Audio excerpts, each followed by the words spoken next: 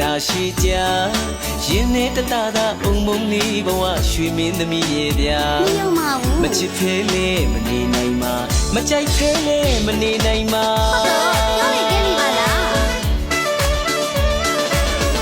ရွှေမင်းသမီးရဲ့လူပြက်ကလေးလေးရင်မအသေးနေပါ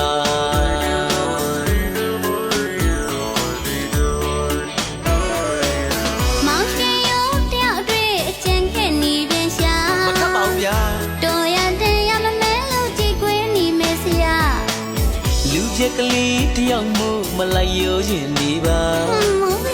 ဘယ်လိုထင်ထင်ချစ်မဲ့စေသက်စေကပါ